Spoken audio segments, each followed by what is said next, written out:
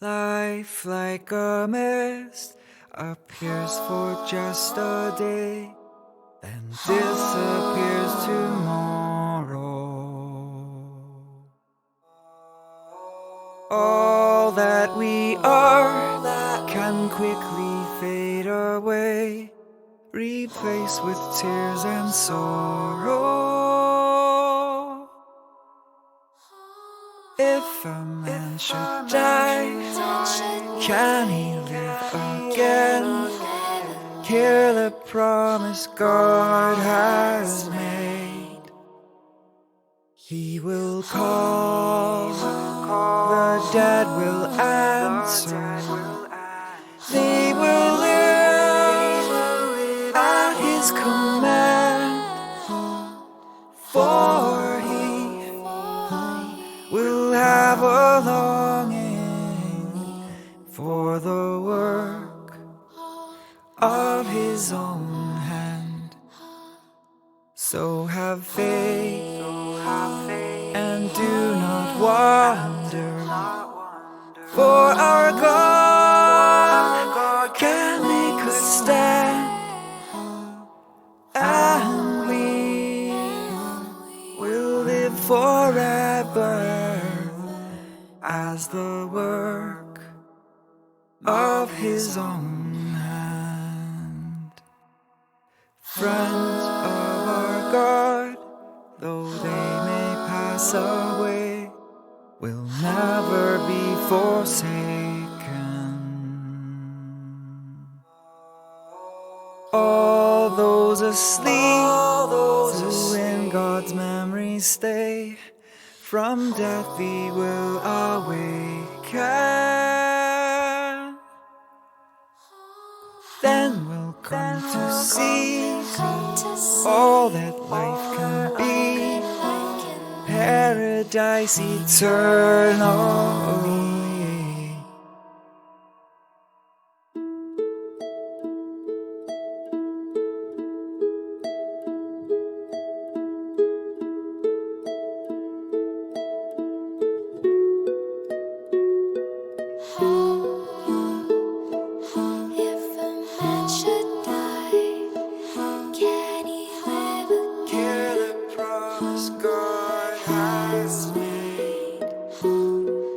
He will call, the dead will answer.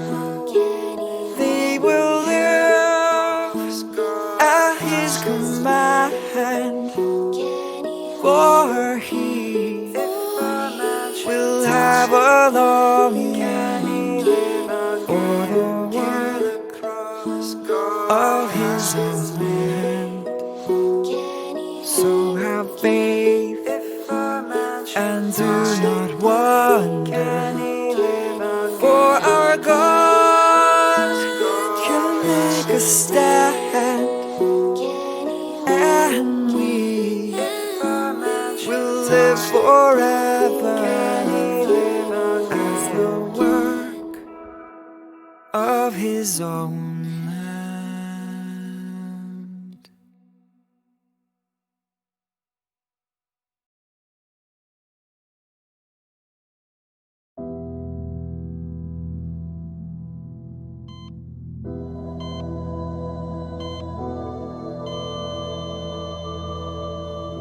Nearly all religions teach that part of a person survives death.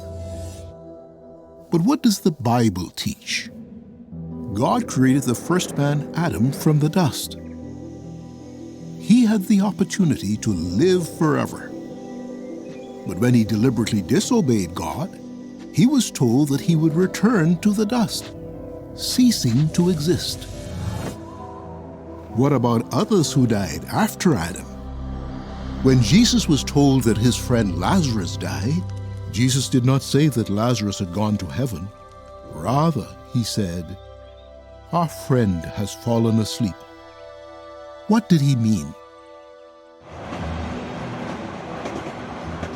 Just as someone in a deep sleep is inactive and unaware of his surroundings, the dead are not conscious of anything at all. Further, Just as a person can be awakened from a deep sleep, the Bible shows that it is possible to be awakened from death. Jesus did just that for his friend Lazarus. Lazarus had been dead for 4 days. If some part of Lazarus had survived his death and gone to heaven, would Jesus take him out of heaven and force him to live on earth again? No. Lazarus was asleep in the grave. Jesus gave him back his life and reunited him with his family. The Bible promises a time when many people will be resurrected from the dead, just as Lazarus was. Jesus spoke of this wonderful hope when he said, "The one who exercises faith in me, even though he dies, will come to life." You may wonder, who will return to life? And what does the resurrection tell us about Jehovah God? Those questions are answered in Lesson 6 of the brochure, Good News from God. You can download a copy from jw.org. Jehovah's Witnesses would be happy to study the Bible with you. Fill in the online request for a Bible study, and a witness in your area will call to discuss the Bible at a time and place convenient for you.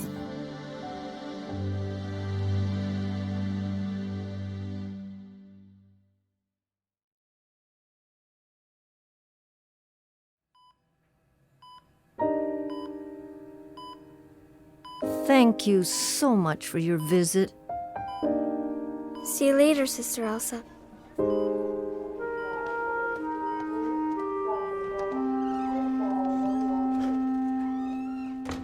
Mom, is Elsa gonna die? Oh, we don't know yet. Can't Jehovah just fix her?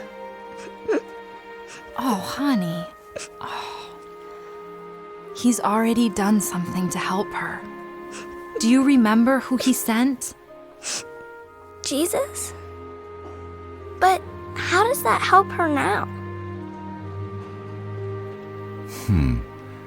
Do you remember how long Adam was supposed to live? Forever. But then he didn't listen to Jehovah and ruined everything. Since we are all Adam's children, that means we also get sick, old, and eventually die. But what hope did Jehovah give us? He sent Jesus to give his life in place of the one that Adam lost. How could he do that? Because he was perfect like Adam, but he obeyed Jehovah. Yes. Thanks to Jehovah for giving us Jesus as the ransom.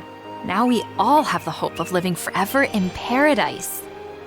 And when we are going through tough times, like right now, that hope can get us through.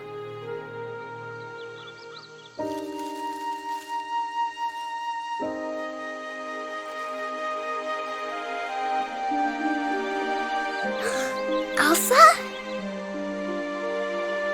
Sister Elsa!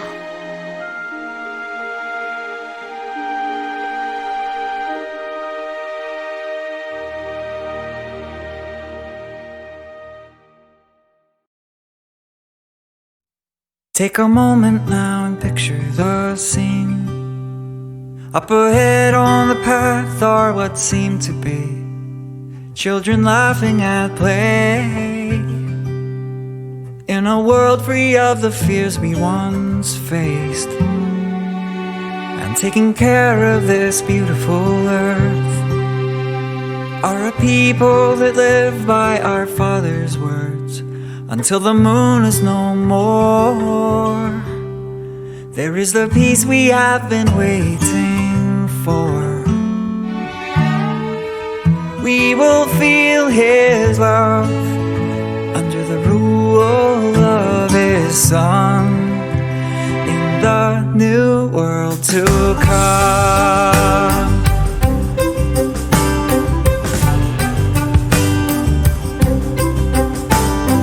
Hope is a fire in our hearts. Hope is an anchor that holds us firm.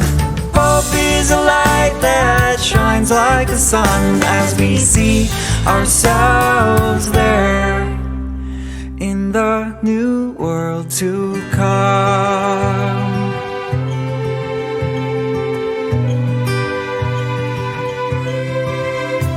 Take a moment now and think of our place, by the mountains and rivers or wide open plains. It's a place to call home. And now walking in through your front door, there is someone that you know, holding out his open arms in hopes of a tearful embrace. Feels like forever since you've been face to face. Even death won't stop our God's outstretched love in the new world to come.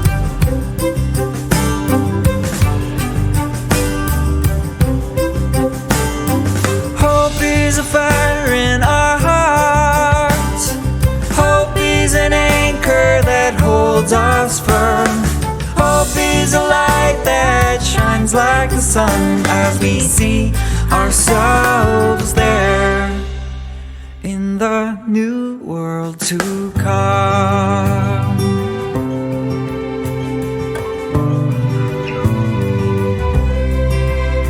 And every word from his mouth, will do all for which he sent it out. Jehovah's will for this earth is fulfilling every living thing's last wish.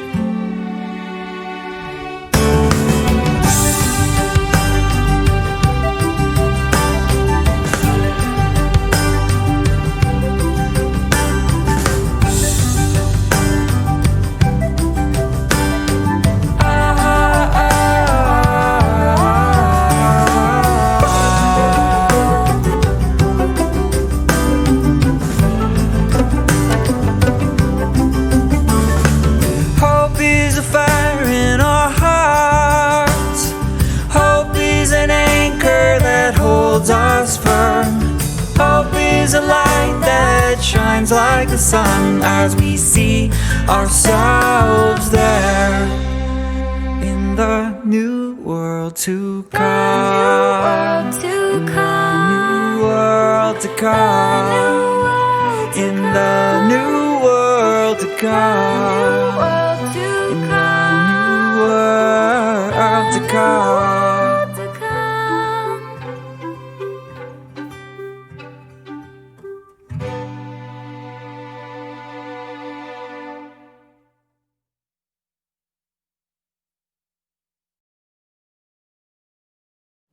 We would like to begin posing 3 questions and then answer those 3 questions. First, what do we know about the resurrection?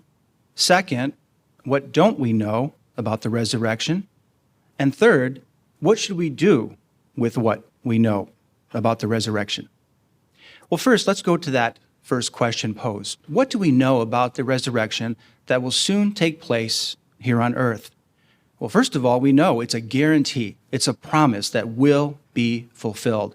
And based on today's text at Acts 24 and verse 15, it says there is going to be a resurrection of both the righteous as well as the unrighteous.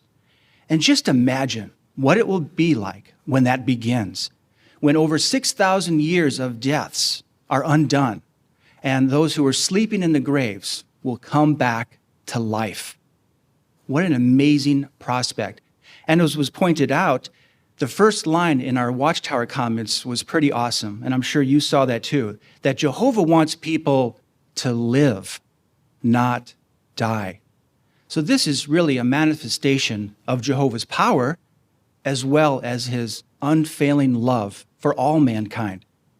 And Jesus reflected his Father's love. In fact, he died in our behalf. And he wanted to fulfill the promise he made at John chapter 5, verses 28 and 29, where he said, all those in the memorial tombs will hear his voice and come out. All, meaning all the righteous and the unrighteous. Those who are asleep will awaken. They may have been long forgotten by humans, but Jehovah has never forgotten them. They are right in his memory. Now, have you ever gone to an old cemetery and looked at some of the gravestones? Some of the engraving has been worn off over years of weathering. We don't even know who's buried in that burial plot, but Jehovah does, and he has it filed away in his everlasting memory. So when we're talking about the righteous that will come back, who are we talking about? Well, the righteous are the faithful men and women that have died before Jesus' sacrificial death, and the other sheep who die during the last days. And what about the unrighteous? Well, the unrighteous are humans, billions of humans, who died without really having an opportunity to know Jehovah, to get to worship him, or even apply Bible truths. They will have the opportunity to get to know Jehovah, to draw close to him, and to do his will. The March 2016 meeting workbook, you may recall this, had this scenario. It said, instead of funerals, there may be welcoming sessions for the resurrected. Wow, that's going to be so amazing for us to actually be there and experience these welcoming type of meetings. And it posed two questions in that meeting workbook. Which of your friends and relatives do you especially look forward to seeing again? Now, there's probably some people going through your mind right now, like I am thinking about. The second question, which Bible characters do you especially want to meet and talk to? Again, a whole list is probably coming to our minds. Well, stay tuned. Well, here's a question. What indication do we have as to the manner in which the resurrected ones will take place? How will they come back? Well, based on 1 Corinthians 15 and verse 23, we know that the heavenly resurrection of the anointed is done in an orderly way. As Paul said, each one in his own proper order. Christ, the first fruits, afterward, those who belong to the Christ during his presence. So it will be progressive during that time. Now, since we know Jehovah is a God of order, it's reasonable to conclude that the earthly resurrection will take place in a logical and orderly way.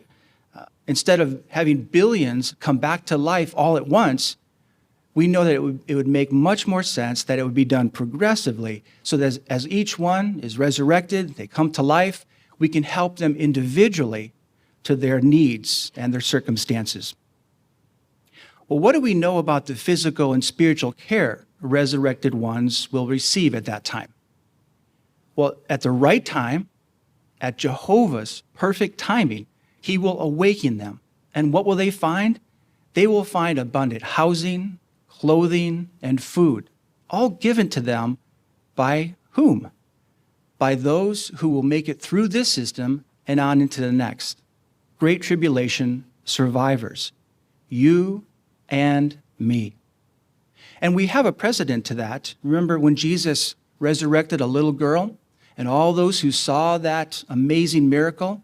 What did he say to those who saw that? He said, please give the little girl something to eat.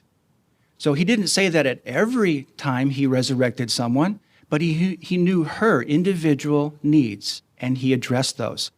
And likewise, we will have that privilege in this coming system. Most of us will have that privilege.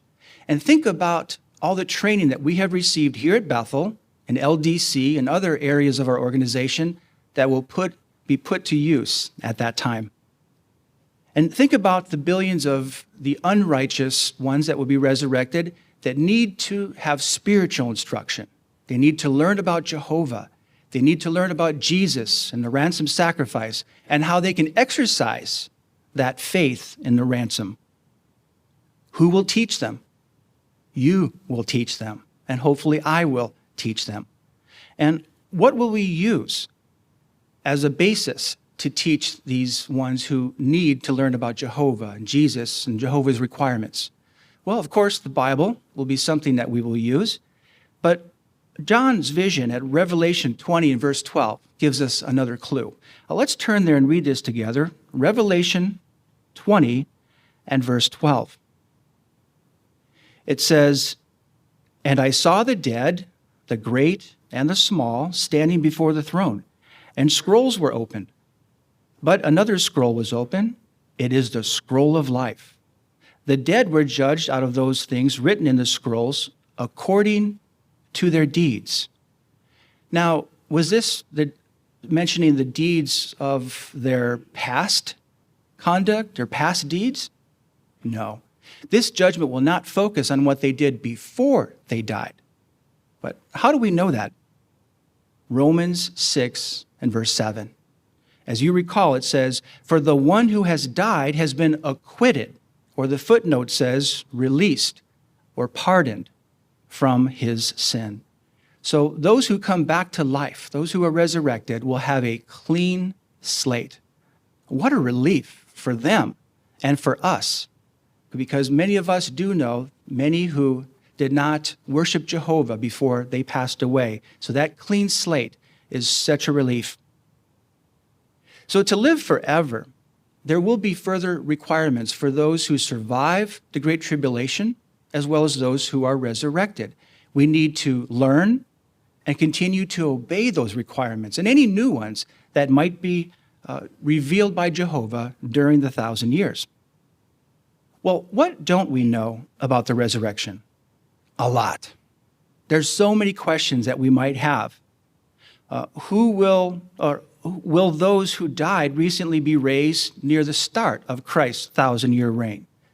Will the righteous be brought back first and then the unrighteous? Will they be welcomed by loved ones who know them? Will resurrections take place in the area where people died? How will Jehovah arrange matters for those who were married when they died?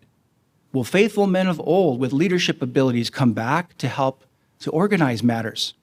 Well, how will theocratic spiritual food be given? Will there be a teaching committee, a writing committee, or will another arrangement be made to provide spiritual food? Will there be hard copies? Will there be electronic copies? Will there be videos? Will there be some sort of a JW broadcast? We just don't know. We need to stay tuned, and we need to be patient. It's good to heed Jeremiah's advice. If you turn to Lamentations chapter 3, notice there in Lamentations chapter 3, verses 25 and 26, something that we want to focus in today, in the meantime. It says, "Good is Jehovah to the one hoping in him, to the person who keeps seeking him. Good it is to wait in silence," or the footnote says to wait patiently, "for the salvation of Jehovah." So we know that in due course, all will be revealed by Jehovah. And as we rest our hope on Jehovah, and those in the future when they come back, they know that the one who will satisfy the desire of every living thing will have all taken care of for us. All the answers will be given to us. Jehovah has always given us what we need to be faithful now, and he'll do the same in the future. And now it's up to each and every one of us to prove our faithfulness, to put our hope in that resurrection hope and share it with others. And hopefully someday, maybe 1,000 years from now, we'll look back and we'll say, there was a resurrection of both the righteous and the unrighteous.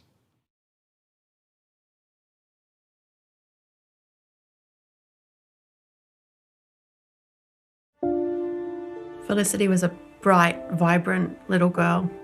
She was a beautiful kid. She really was. She embraced the fact that she was ill. She was confident and courageous, knowing that Jehovah would resurrect her. Felicity really enjoyed the privilege of being invited to share in the February broadcast of 2016. But sadly, just a few weeks later, Felicity passed away. When you watch a child die in her mother's arms, it's the most saddening thing you'll ever see. The pain and the sting of death is so strong.